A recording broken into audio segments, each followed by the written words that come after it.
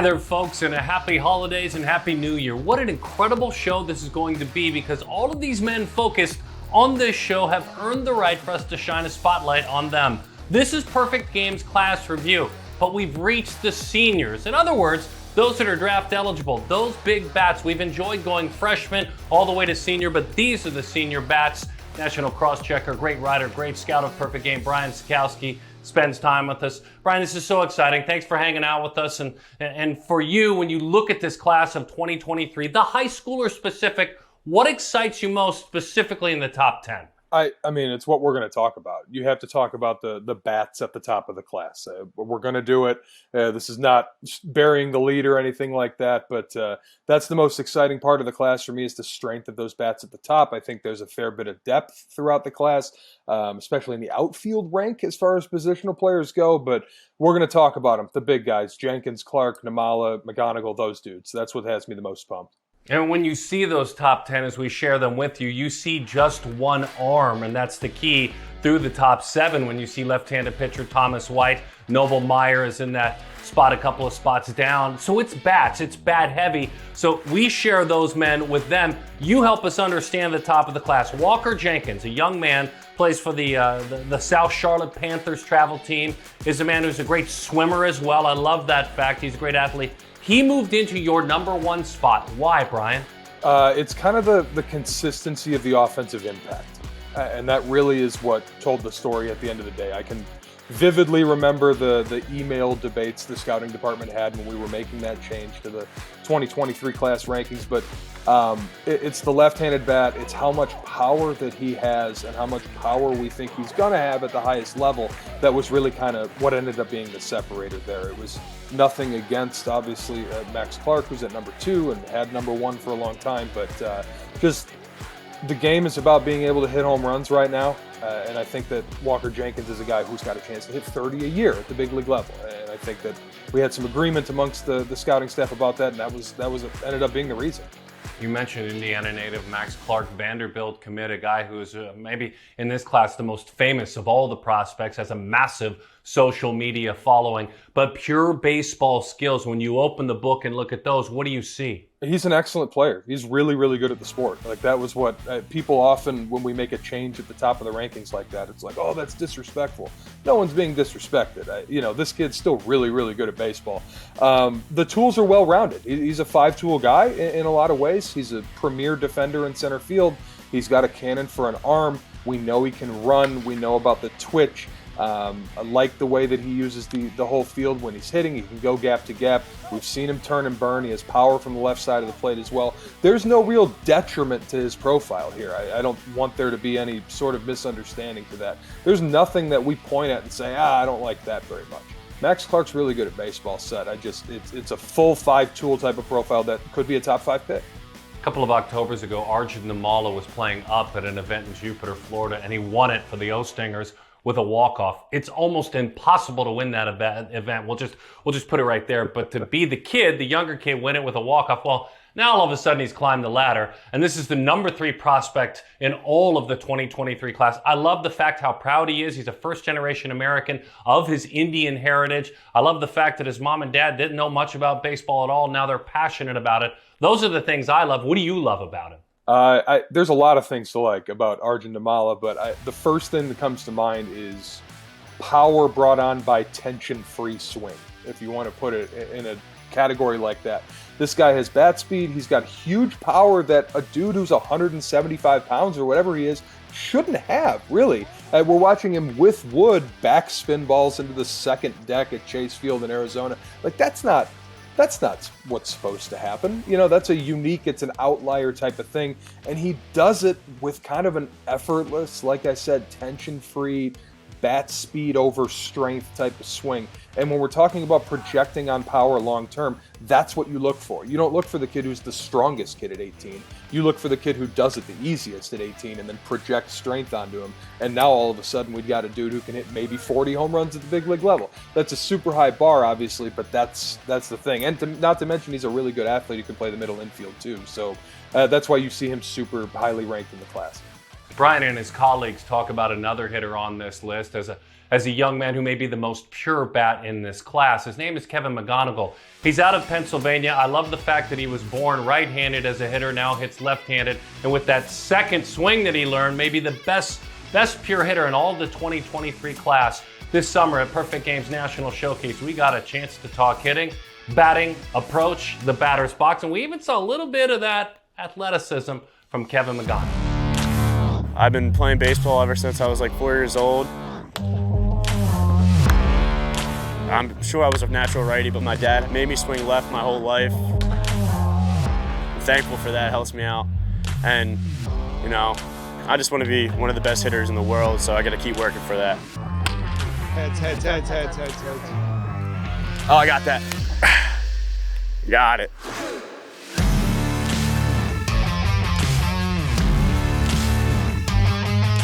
From Philadelphia, I used to play basketball, soccer, and football. Ever since the '08 Phillies won, I've been on baseball seriously like that. Watching YouTube videos of how people swing and their routines. I model my game after Chase Utley, so me and him like kind of have a similar swing. I keep the same mindset every time I get in the batter's box, like be aggressive, think first pitch fastball, and don't let him blow by you, and don't miss your pitch. Wherever the ball is pitched, hit the ball hard. A lot of Philly people are gonna get mad at this, but I get my best cheesesteak. It's a place outside of Philadelphia. It's Delco Steaks. That's my favorite, but a lot of Philly people are gonna get mad at that. Baseball means to my family and I so much. I mean, my dad's an old school guy.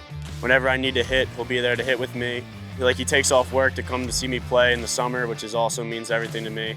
Just being by my side and telling me what the right things to do and the wrong things to do, like throughout my life, not just baseball. And my mom goes through a lot. Like, she's the best. I couldn't ask for anyone better.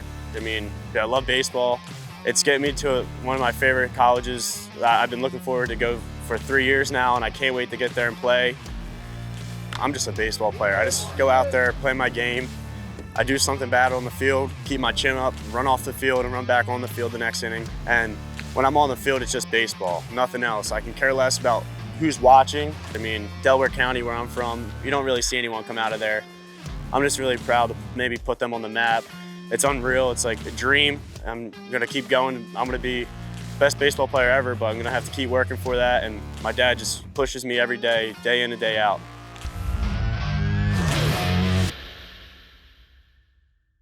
So scout him up for me. I love his own scouting report, Kevin McGonigle. That was a really cool feature, by the way, that Danny Wexelman did for us. But scout him up for me as a hitter. Yeah, it's a very, very compact, direct swing path. There's plenty of bat speed there. This isn't just a singles guy. We've seen him use both gaps. We've seen him loft balls to the pull side. It's just the consistently of the barrel frequency. Like, if you're just simply looking at who's the guy in this class who hits the ball off the barrel the most, and that in and of itself is kind of the definition of a hit tool, right? So that's McGonigle. That's the guy. This has been widely accepted for well over a year now, dating back to his underclass days. Like, this is the guy who's the hit tool guy. This is who he is. However, in the last year, and more specifically in Jupiter, what we wanted to see was, is this just a second base hit tool guy? Or can this guy play short? We'd never really seen him there before. Played short for the Canes in Jupiter, played every game there, every inning, etc. Looked good. So now we're talking about, okay, maybe this guy has a chance to play short along with being the top hit tool guy in the class. That's why he keeps climbing up boards. All right, next wave of bats we're going to dive into, Dillon Head. He's a Midwestern guy out of the greater Chicagoland area. John McCarthy is head coach at Homewood Flossmoor. Got a chance to meet him and talk recently. It's Dillon's program. He's the quarterback, the leader of that program, and he's also a big-time pro prospect, huh? Yeah, it's exciting to watch. That's just what it is. Anytime you roll up to the ballpark and you know you're going to watch Dillon Head play, you know you're going to watch something loud. The tools are explosive. He's a plus runner. We've seen him really go get it in center field. You know, this is not like a crude speed defender. This is a dude who can really play defense too. The arm plays from center fine. We've seen him with power from the left side of the plate, guys who can run like that and hit for power, and our left-handed hitters inherently right there. The profile's loud, but this is a guy who's also improved himself as a hitter over the last year plus, and has the makings of being a first rounder. So that's why we have him ranked where we do, for sure. Alabama commit Bryce Eldridge. What I love about when you guys scout him up, if you're an outsider, and I encourage you folks to go to perfectgame.org, click on the rankings, go on down. You can follow along like I'm doing right now. But you have Bryce Eldridge, a young man who's out of Virginia. He's 6'7", folks, 6'7", left-handed hitter, right-handed thrower. I look at the scouting report. We're talking about him as a hitter right now, and Brian's team also talks about throwing 95 off the mound. We'll hold that for another time. 6'7", left-handed hitter, but who in the world do you comp him to? That's freakish. The only one I can remember is Spencer Jones, who just got drafted in the first round, and Bryce Eldridge doesn't play center field, so that's a bad comp already. But this is a guy who's been highly ranked for a long time. This is not like a newcomer to the scene or anything like that. But when you're talking about players who get that tall, who grow that big, usually it's, okay, this is going to be an arm. Like, yeah, he swings the bat now. Like, yeah, he hits for power, whatever. But he'll be an arm because there's no 6'7" hitters. Really, there aren't many. But with Eldridge, it's, a lot of people went into the summer circuit going, okay, well, he's going to prove he's an arm and we like him on the mound. There's nothing wrong with that, but et cetera. And then it didn't happen. He just kept raking. He raked through every event. He raked at every level. We're talking about him as a hitter now, and maybe one of the best hitters in the class, when a year ago, we kind of all assumed he would just end up an arm because of his size. So that just, in and of itself right there, speaks to how talented he is, and he'll be monitored very closely in the spring. Looking at your 18th ranked player, Brandon Winokur, is out of Huntington Beach's Edison High School in Southern California, plays his baseball for CBA Marucci, and is a Savage commit. That means UCLA. That's where he's committed to go. Why did you want to highlight Brandon? Yeah, it's just a guy who's always performed when I've seen him play, and obviously that sticks in your head as an evaluator. So it's a guy who I saw a bunch at 17U WWBA, where he had one of the most incredible weeks that I've seen at a 17U WWBA. Continued to hit in Jupiter, looked good at the All-American stuff. Just a guy whose tools, I think, play together really well. He's a good athlete. He's played shortstop. He's seen time in a corner outfield spot. I think he's going to have huge power. He has power now. That's hence the performance. But it's a really projectable brand of it to go with the athleticism. Just a guy that I would personally bet on. But it's not like he's ranked low. Everyone else saw what I saw too. This is a top 20 player in the class. So we've all seen it. But a guy that I especially believe in a little bit.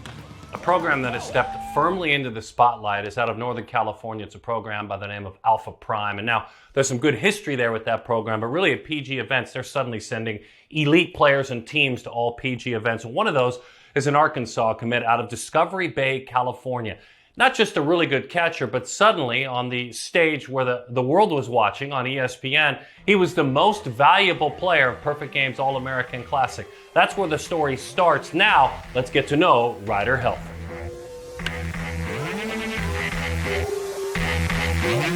I think going into the Classic, people didn't really know how aggressive of a hitter I was. Ryder drives that one towards center field. That one is touched. It's down. There is a hit, and it's for extra bases. The young man out of California in the third with the triple. During the summer, before that, I was kind of figuring out what I like to do, and I think into the Classic, knowing how aggressive to be. Ryder Helfrick again unloaded them. A West 5-2 win, and Helfrick the MVP. My name is Ryder Helfrick. I play for Alpha Prime. We've been playing together for 4 years, and we're based out of Northern California. My favorite hit in that game, the triple was cool, but definitely the one in the extra innings, because I think that secured the win, and that was definitely a cool moment. I think for me, it's definitely the brotherhood. You create memories you're never going to forget about. You're always going to remember playing these games that you don't play baseball ever again. You're never going to forget about these summers and the falls you spent with them. I never really knew if I was going to make it or not, but just going into it, just hoping to make it because it's such a cool experience. It was actually, we were playing in Arizona, and he called me and told me we made it. It was with Carl Schmidt, and we're just let's go. We just made the team. So it was a super cool experience, and kind of moment to be there with somebody else who made it was really cool as well. As a hitter, you're always making changes. It's never going to be the same swing. It's never going to be robotic because you can't be. Like, the pitchers are different, everything's different. So making changes based on how you're feeling has definitely been a big thing for me. So, like, I've been working on a toe tap instead of a high leg kick and simplifying. So I think always making changes is going to be a key as a hitter because nobody's ever going to be the same. It's never going to be the same swing. The part of my game I am most proud of is definitely my catching. I think I've come a long way in my catching because before it used to be like hitter first, catcher second, but I think I've really taken a big stride in like catcher, hitter, like kind of the same, and becoming a better catcher has definitely helped me, and like doing yoga and doing everything has helped me with my mobility, and it goes along with all aspects of the game. My hopes and dreams are to play Major League Baseball. Like, it's the end goal, and I think for me coming up, go out and play, because I know if I play, the right decision will be made, and whatever that is, it will happen. So I think just playing baseball is the most important thing. So Brian, Ryder Helfrick, catcher, obviously a really good athlete. I've listened to all you guys talk about that he could probably move somewhere else in the field, but kind of talk about the bat first. That's why we're here, but maybe the whole player too. Yeah, the whole player is what kind of got him to the All-American game in the first place. You can't win the MVP of that game without being selected to go, right? So it's always been a total package of tools. Like, have always really liked the athleticism. He's a catch and throw guy. He can move. But as he's kind of developed the hit tool, the power's come on more too. And that's what you saw, obviously, winning for the All-American game MVP. He's hit for some power at various events, but as he's grown into that juice, as he's become more of a middle-of-the-order offensive slugger guy, now the profile is taking off. Now it's not, this guy can really defend, we like the stick, but it's a ways away. Now it's, this dude rakes, and what a great athlete he is behind the plate. So you're talking about him, obviously, as a riser over the course of the past year, but someone who now is probably going to be followed a little more closely into the spring. I want to get to your next wave of risers. You love the Midwestern athlete. We Absolutely. love him right along with you. Colt Emerson is a middle infielder. He was an Auburn commit out of Cambridge, Ohio, John Glenn High School. Why is he on your board of risers this spring? Yeah, Emerson's a guy who, I don't, in years past, I haven't seen a lot of like 14U level baseball. It's just not the way my schedule ends up working. Emerson was a guy who I actually saw at 14. And kind of immediately fell in love with the swing, the looseness of the left-handed stroke, the ease in which it passes through the zone, the consistency of it. So he's kind of been a guy I've followed closely over the years, and now it's kind of peaking when you want it to, from a draft perspective. He's added strength, the power has come on. We're seeing him drive balls the opposite way, seeing him loft balls pull side. He's still a good athlete. He's still kind of rangy in the middle infield. All of it coming together to be potentially one of those left-handed prep bat risers. And I just think that with a big spring, we'll be talking about moving him up even more than we already have. Another athlete that may hide a little bit geographically, fair or unfair, is an athlete out of Colorado. He's 44th on the rankings, and everyone loves left-handed hitting middle infielders. That's who Walker Martin is, though a man from Colorado. He is an Arkansas commit, and he falls on this board of risers. Yeah, absolutely. This is a guy that we've kind of, several members of the scouting department have been really buying, dating back to really seeing him for the first time at PG National. But really like the athleticism. He's one of the better athletic testers in the class. Easy to project on a guy who's twitchy like that. I've seen the middle infield actions. The arm is plenty for the position. But it's the left-handed bat that we keep coming back to. It's the swing is gorgeous. It's tension-free. He has power. There's a consistency of an approach, a consistency of an understanding of the zone. Just a guy that checks a lot of boxes for what will maybe look a little different in April versus what it's looked like this fall. So you talk about a decade of Naylors coming through PG events. You talk about Josh with the spirit, the fire, the hair in the big leagues, hitting big homers. You know, where do you play him defensively? It doesn't matter. The bat's got to play. Then you talk about younger brother Noah, or Bo, who had just a sip of coffee last year in the big leagues with the Guardians. He may stick this year. We'll see. Now there's another one out of Mississauga in Ontario, up in Canada, and a young man who's played for that great Ontario Blue Jays team. His name is Myles Naylor. Not a catcher, not a slugging quarter infielder, but a shortstop. And a right-handed hitter, unlike his two older brothers. Both are left-handed bats. So Myles is kind of bucking the family trend in that sense, but he's definitely not bucking the family trend of being really, really good at baseball, which is why we're talking about it. But yeah, like you said, Sutton, he's a good defensive infielder. He's a guy who's not like a freaky, twitchy athlete, but a guy who's always in the correct position to field the ball. You know, one of those like consistency guys who all of a sudden makes every play. But it's fun to watch him defend because he goes about his business well. We've seen him play third base. I think he can do both. It's a really quick release with enough arm. I've seen him make a bunch of above-average plays, which is, I personally would like to see you make a high percentage of your above-average plays than make a higher percentage of incredible plays, but not a high percentage of above-average plays, if that makes sense. So he does that, and it's a right-handed stick. He's got that Naylor family power, that's for sure. I've seen him make some ballparks look small up in Canada, actually. But yeah, a guy we wanted to talk about who is a different player than his brothers, which is important to note, but is still following along in that bloodlines of potential big leaguers. They call it the crystal ball to look ahead. You and I have traveled enough together. We'll call it a crystal pint because we love to travel together. Either way, whatever fits. Let's look ahead to the future. The first high schooler that goes off the board, the very first high schooler that gets drafted, who is it? I'm going to say Max Clark.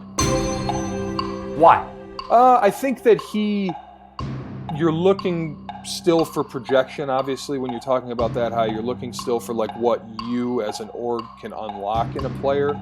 And I think that Clark checks so many boxes outside of, will this guy hit 30 home runs or something like that, that all of those boxes that are checked might add up to being the viewed as the safer option at pick 3, pick 1, whatever it ends up being. But as far as high school players go, I think he might have a little bit of a head start in terms of draft positioning. But we'll see. It's a big spring ahead.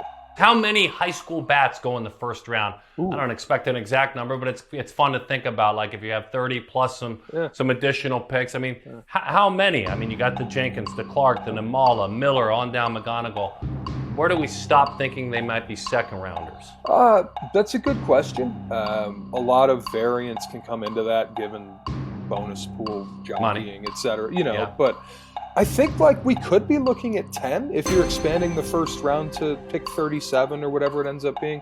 I think that 10 is a reasonable number to look at, just maybe a 1 or 2 to either side of that. But guys will have a chance to blow up in the spring. The college class looks better than maybe it has in years past, but we've also seen college classes crater once we get to the spring. And that makes room for these high school guys. So we'll see, but double digits is within reach, I think. Okay, final question for you. You're the president of baseball ops. That's the new term for the higher ranking general manager of a big league organization. Of all these guys we just talked about, and maybe it's someone we haven't, I'm guessing it is, which one of these athletes are you grabbing to say, we're going to build our franchise around him? Like maybe they said about Bryce Harper years ago. Yep. Which of these guys can you say that about? They don't have to be great immediately, but which one of these guys do you want to build your franchise around? Ooh. Put me on the spot there. I like a lot of these players. I'm going to go with a guy who I think will be a cornerstone, middle of the order bat, and hit for power and get on base and hit 30 home runs a year and play valuable defense in a corner. And I will say our number one guy, that's Walker Jenkins. Wow. Really love the bat. Always have. Just when we get right down to it, the guy who impacts the game most offensively ends up being the guy. So that's just what I'm going to go with. I think he's one of those guys who's got a chance to be just a monster of a big league hitter, and that's no disrespect to anyone else. I think that about several other players in this class as well. But I'll go with Jenkins. I will defer to the house and go with the number 1 ranked guy. And you should see him swim the 50 and the 100 free as well. I love that he's fearless enough to take on that type of athleticism.